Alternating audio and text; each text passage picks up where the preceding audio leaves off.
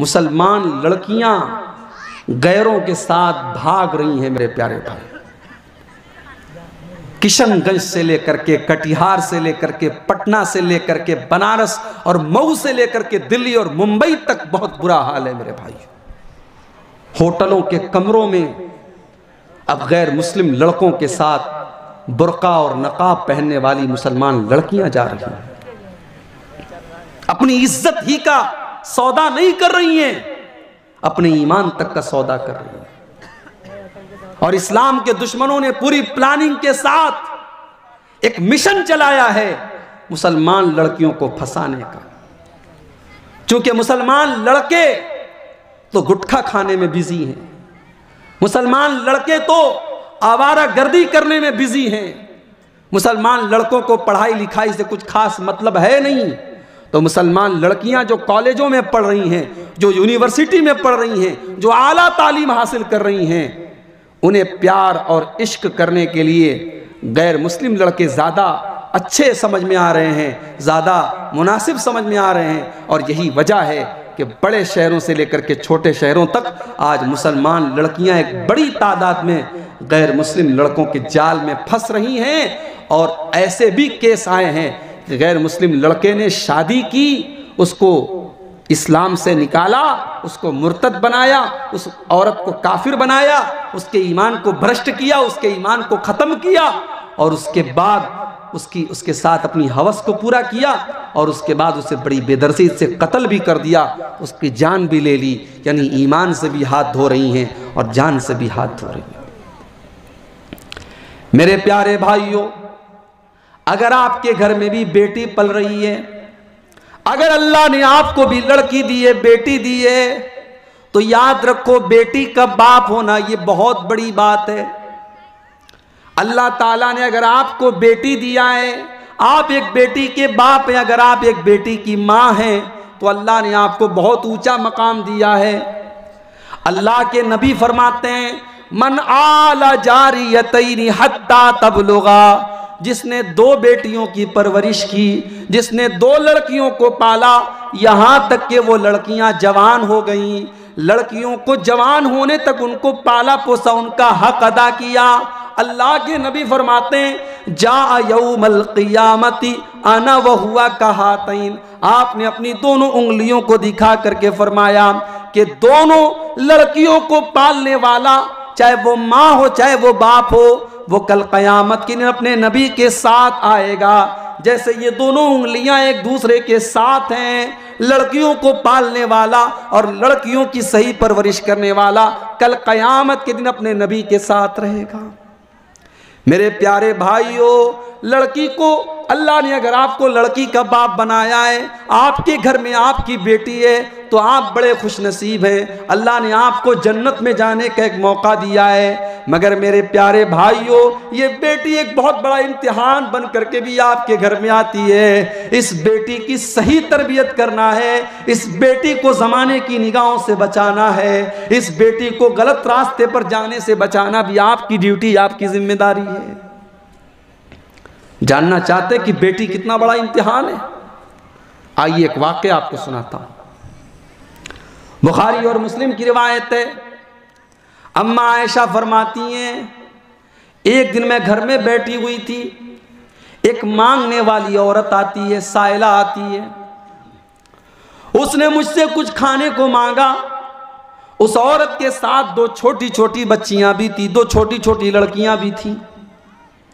اماں عائشہ فرماتی ہے میں نے پورے گھر میں تلاشی لے لی، اور پورے گھر میں تلاشی لینے کے بعد مجھے صرف ایک کھجور ملی.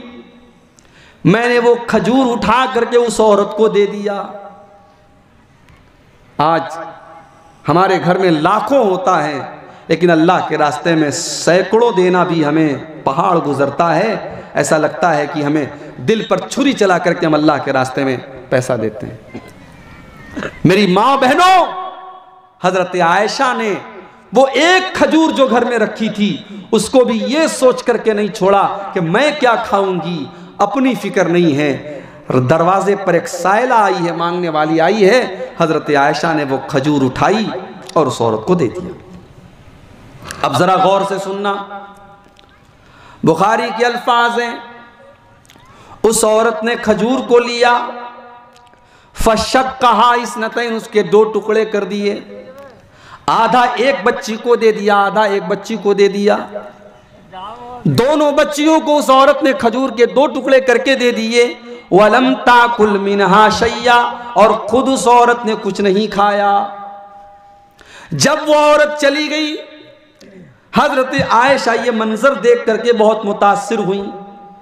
شام کو جب اللہ کے رسول آئے، اماں عائشہ نے اللہ کے رسول کو پورا واقعہ سنایا اور کہا ہے اللہ کے رسول ایسا ایسا معاملہ آج پیش آیا تھا، ایک عورت آئی تھی اور اس کو میں نے کھجور دیا اور اس کھجور کو اس نے دونوں بیٹیوں کو دے دیا، اس عورت نے خود نہیں کھایا۔ اب اللہ کے نبی کا جواب سنو، بیٹی والو بڑے خوش نصیب بھی ہو اور بہت بڑا امتحان بھی اللہ نے آپ کے سر پہ ڈالا ہے۔ اللہ کے نبی نے فرمایا، اے عائشہ من ابتلی من ہذہ البنات شیئا کن لہ سترا من النار، اے عائشہ اللہ تعالیٰ جس کو بیٹی دے دے اور بیٹی دے کر کے جس کا امتحان اللہ تعالیٰ لے لے اور اس امتحان میں وہ ماں باپ کھرے اتر جائیں، وہ اپنی بیٹی کی صحیح پرورش کریں، کن لہ سترا من النار، تو وہ بیٹیاں اپنے ماں باپ کو جہنم کی آگ سے بچائیں گی۔ بیٹی آپ کو جہنم کی آگ سے بچانے کا کام کرے گی۔ مگر کون سی بیٹی؟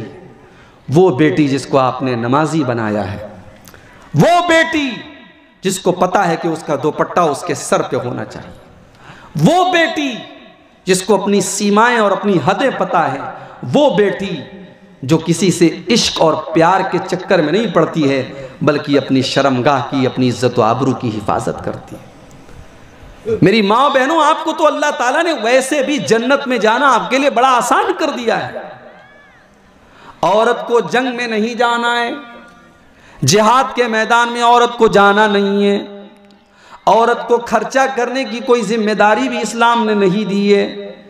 عورت اگر 4 کام کر لے تو اللہ کے نبی نے کہا کہ عورت جنت میں چلی جائے گی، صرف 4 کام کر لے، عورت کے ذمے صرف 4 کام ہے، اگر وہ 4 کام کر لے عورت جنتی ہے۔ کون سے 4 کام؟ اذا صلت المرأة خمسها، جب عورت 5 ٹائم کی نماز کی پابندی کرے، وصامت شہرها، رمضان کے روزے رکھے، واطاعت زوجها، اپنے شوہر کی فرما برداری کرے، شوہر کی اطاعت کرے، وَأَحْسَنَتْ فَرْجَهَا، اور اپنی شرمگاہ کی حفاظت کرے۔